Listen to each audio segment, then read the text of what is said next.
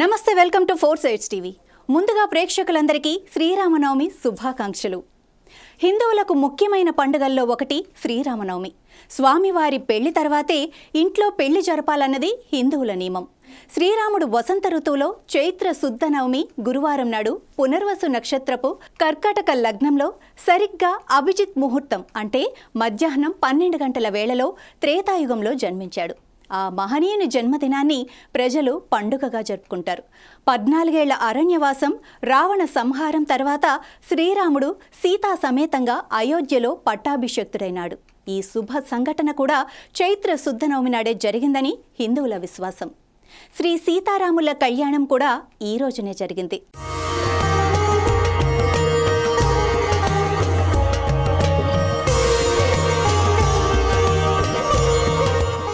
ఈ చైత్ర శుద్ధ నవమి నాడు తెలంగాణలో గల భద్రాచలంలో సీతారామ కళ్యాణ ఉత్సవాన్ని వైభవోపేతంగా జరుపుతారు. రామాయణంలో అయోధ్యకు రాజైన దశరథుడికి 3 భార్యలు: కౌసల్య, సుమిత్ర, కైకేయి. అయినా ఆయనకు సంతానం లేదు. సంతానం లేకుంటే రాజ్యానికి వారసులుండరని ఆయన బాధపడుతుండేవారు. అప్పుడు వశిష్ఠ మహాముని రాజుకు పుత్రకామేష్టి యాగం చేయమని సలహా ఇచ్చాడు. ఋష్యశృంగ మహామునికి యజ్ఞాన్ని నిర్వహించే బాధ్యతను అప్పజెప్పమన్నాడు. వెంటనే దశరథుడు ఆయన ఆశ్రమానికి వెళ్లి ఆయనను తన వెంట అయోధ్యకు తీసుకుని వచ్చాడు. ఆ యజ్ఞానికి తృప్తి చెందిన అగ్నిదేవుడు పాయసంతో నిండిన ఒక పాత్రను దశరథుడికిచ్చి భార్యలకు ఇవ్వమన్నాడు. దశరథుడు అందులో సగభాగం మొదటి భార్య కౌసల్యకు, రెండో సగభాగం చిన్న భార్య అయిన కైకేయికి ఇచ్చాడు. వారిద్దరూ వారి వాటాల్లో సగం మిగిల్చి రెండో భార్య అయిన సుమిత్రకు ఇచ్చారు. కొద్ది కాలానికే వారు 3 గర్భం దాల్చారు. చైత్రమాసం 9వ రోజైన నవమి నాడు మధ్యాహ్నం కౌసల్య రామునికి జన్మనిచ్చింది. అలాగే కైకేయి భరతుడికి, సుమిత్ర లక్ష్మణ శత్రుఘ్నులకు జన్మనిచ్చారు. శ్రీరాముడు ధర్మ సంస్థాపనార్థం అవతరించిన శ్రీ మహావిష్ణువు యొక్క 7వ అవతారం. రావణుని అంతమొందించటానికి అవతరించినవాడు దేశంలోని ప్రజలంతా సిరి సంపదలతో సుఖ సంతోషాలతో ఉంటే అది రామరాజ్యమని హిందువుల విశ్వాసం. మహాత్మా గాంధీ కూడా స్వాతంత్ర్యానంతరం భారతదేశం రామరాజ్యంగా విలసిల్లాలని ఆశించాడు. సాధారణంగా ఈ పండుగ మార్చి లేదా ఏప్రిల్ నెలలో వస్తుంది. ఉదయాన్నే సూర్య భగవానునికి ప్రార్థన చేయటంతో ఉత్సవం ఆరంభమవుతుంది. శ్రీరాముడు జన్మించినట్లుగా చెప్పబడుతున్న సమయం మధ్యాహ్నం కావున ఈ సమయంలో ప్రత్యేక పూజలు నిర్వహిస్తారు. ప్రత్యేకించి ఉత్తర భారతదేశంలోని భక్తులను విశేషంగా ఆకర్షించేది ఊరేగింపు ఉత్సవం. ఈ ఉత్సవంలో ప్రధాన ఆకర్షణ అందంగా అలంకరించిన రథం. అందులో రాముడు, లక్ష్మణుడు, సీత, హనుమంతుల వేషాలు ధరించిన 4 వ్యక్తులు. ఈ రథంతో పాటుగా రాముడు, ఆయన సైనికుల్లా కొద్దిమంది అనుసరిస్తారు. ఊరేగింపులో పాల్గొనేవారు చేసే రామరాజ్యాన్ని గురించిన పొగడ్తలు, నినాదాలతో శోభాయాత్ర కొనసాగుతుంది. శ్రీరామనవమి వేసవికాలం ప్రారంభంలో వస్తుంది. వేసవిలో సూర్యుడు ఉత్తరార్ధగోళానికి చేరువగా వస్తాడు. సూర్యుడు రాముడు జన్మించిన సూర్యవంశానికి ఆరాధ్యుడిగా చెబుతారు. ఈ వంశానికి చెందిన ప్రముఖ రాజులు దిలీపుడు, రఘు మొదలైనవారు. వీరిలో రఘు ఖచ్చితంగా మాట మీద నిలబడేవాడిగా ప్రసిద్ధిగాంచాడు. శ్రీరాముడు కూడా ఆయన అడుగుజాడల్లోనే నడిచి తండ్రి తన పినతల్లి కైకేయికిచ్చిన మాట కోసం 14 ఏళ్లు వనవాసం చేశాడు. దీనివల్లనే రాముని రఘురాముడు, రఘునాథుడు, రఘుపతి, రాఘవేంద్రుడు మొదలైన పేర్లతో పిలుస్తారు.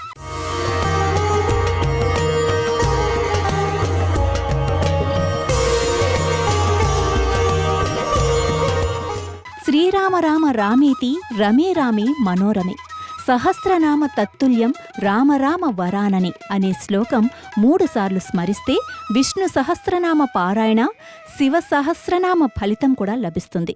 దుష్ట శిక్షణ, శిష్ట రక్షణ కోసం చైత్రశుద్ధ నవమి నాడు 5 గ్రహాలు ఉచ్చస్థితిలో ఉన్నప్పుడు పునర్వసు నక్షత్రంతో కూడిన కర్కాటక లగ్నంలో పగటి సమయాన సాక్షాత్తు ఆ శ్రీ మహావిష్ణువే కౌసల్యాపుత్రుడిగా ఈ భూమిపై జన్మించిన పర్వదినాన్ని శ్రీరామనవమిగా జరుపుకుంటాం. ఎవరైతే కాశీలో జీవిస్తూ ఆ పుణ్యక్షేత్రంలోనే మరణిస్తారో వారు మరణించే కాలంలో సాక్షాత్తు పరమేశ్వరుడు ఈ తారక మంత్రాన్ని వారి కుడి చెవిలో చెప్పి సద్గతి కలిగిస్తాడనేది పురాణ ఇతిహాసాలు ఘోషిస్తున్నాయి. ఇక భక్త రామదాసుగా పేరుగాంచిన కంచర్ల గోపన్న శ్రీరామనామ గాన మధుపానాన్ని భక్తితో సేవించాడు. శ్రీరామనామమేమి రుచిరా, ఎంతో రుచిరా, మరి ఎంతో రుచిరా అని కీర్తించాడు. రామనామాన్ని ఉచ్చరించేటప్పుడు రా అనగానే మన నోరు తెరుచుకొని లోపల పాపాలన్నీ బయటకు వచ్చి ఆ నామం యొక్క అగ్నిజ్వాలలో పడి దహించుకుపోతాయట. అలాగే మా అనే అక్షరం ఉచ్చరిస్తే మన పెదవులు మూసుకుంటాయి కాబట్టి బయట మనకు కనిపించే ఆ పాపాలు లోనికి ప్రవేశించలేవట. అందువల్లే మానవులకు రామనామ స్మరణ అత్యంత జ్ఞానాన్ని, జన్మరాహిత్యాన్ని కలిగిస్తుందట. దశావతారాల్లో 7వ అవతారంగా రావణ సంహరణార్థమై శ్రీరాముడు వసంత ఋతువులో చైత్ర శుద్ధ నవమి గురువారం నాడు పునరోసు నక్షత్రపు కర్కాటక లగ్నంలో మధ్యాహ్నం 12 గంటలకు జన్మించారు. ప్రతి సంవత్సరం ఈ రోజునే శ్రీరామనవమి పండుగలా జరుపుకుంటాం. ఇళ్లలో కూడా యథాశక్తిగా రాముని పూజించి వడపప్పు, పానకం నైవేద్యం చేసి అందరికీ పంచుతారు. అలానే ఉత్సవాల్లో భాగంగా అన్నదానం నిర్వహిస్తూ ఉంటారు. గ్రామాల్లో పేద ధనిక భేదాలు లేకుండా రాములోరి ప్రసాదంగా స్వీకరించటం పరిపాటి. శ్రీరామనవమి రోజున సీతారామ కళ్యాణం చేస్తే సకల శుభాలు చేకూరుతాయి, అష్టైశ్వర్యాలు చేకూరుతాయి. అయోధ్య రాజైన దశరథుడు, రాణి కౌసల్యలు జరిపిన పుత్రకామేష్టియాగ ఫలితంగా కలిగిన సంతానం శ్రీరాముడు. దశావతారాల్లో శ్రీరామ అవతారం ఒకటి. శ్రీరాముని జనన సమయంలో అప్పటికే రాక్షసుడైన రావణుడు భగవరాధకులను, మునులను, దేవతలను ముప్పుతిప్పలు పెడుతూ లోకాల్ని అల్లకల్లోలం చేస్తున్నాడు. రావణ సంహారం చేసి ధర్మాన్ని రక్షించాడు. మానవుడు ఎలా ఉండాలి, బంధాలను ఎలా గౌరవించాలి, ఎలా కాపాడుకోవాలి అని ఆచరించి చూపించాడు శ్రీరామచంద్రుడు. మనం శ్రీరామనవమి పండుగను భద్రాచలంలో ఏ రోజైతే చేస్తారో అదే రోజు అందరూ అన్ని ప్రాంతాల వారు జరుపుకోవాలి. తెలంగాణ ప్రభుత్వం భద్రాచలంలో శ్రీరాముడి కళ్యాణానికి పట్టు వస్త్రాలు, ముత్యాల తలంబ్రాలతో హాజరవుతుంది. ఆంధ్రప్రదేశ్లోని కడప ఒంటిమిట్ట రామాలయంలో ప్రభుత్వం లాంఛనాలతో శ్రీరాముడి వివాహం అంగరంగ వైభవంగా జరుగుతుంది. శ్రీరామనవమి రోజున ఉదయం 6 గంటలకు నిద్రలేచి తలంటు స్నానం చేసి పసుపు రంగు దుస్తులు ధరించాలి. పూజా మందిరం, ఇల్లు మొత్తం శుభ్రం చేయాలి. పూజా మందిరం గడపకు పసుపు, కుంకుమ, ఇంటి ముందు రంగవల్లికలతో అలంకరించుకోవాలి. పూజకు ఉపయోగించే పటములకు గంధము, కుంకుమ బొట్లు పెట్టి సిద్ధంగా ఉంచాలి. శ్రీ సీతారామ లక్ష్మణ భరత శత్రుఘ్నులతో కూడిన పటము లేదా శ్రీరాముని ప్రతిమను గాని పూజకు ఉపయోగించవచ్చు. పూజకు సన్నజాజి, తామర పువ్వులు, నైవేద్యానికి పానకం, వడపప్పు, కమలాకాయలు సిద్ధం చేసుకోవాలి. అలాగే పూజకు ముందు శ్రీరామ అష్టోత్తరం, శ్రీరామ రక్షా స్తోత్రం, శ్రీరామాష్టకం, శ్రీరామ సహస్రం, శ్రీమద్ రామాయణం వంటి స్తోత్రాలతో శ్రీరాముణ్ణి స్తుతించాలి. ఇంకా శ్రీరామ పట్టాభిషేకం అనే అధ్యాయంను పారాయణం చేయటం ద్వారా శుభ ఫలితాలు చేకూరుతాయి.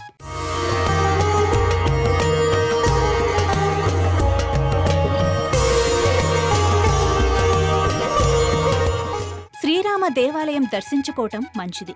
అలాగే దేవాలయాల్లో పంచామృత అభిషేకం, శ్రీరామ ధ్యాన శ్లోకములు, శ్రీరామ అష్టోత్తర పూజ, సీతారామ కళ్యాణం వంటి పూజా కార్యక్రమాలను జరిపిస్తే అనుకున్న కార్యాలు దిగ్విజయంగా పూర్తి కావటంతో పాటు సకల సంపదలు చేకూరుతాయి.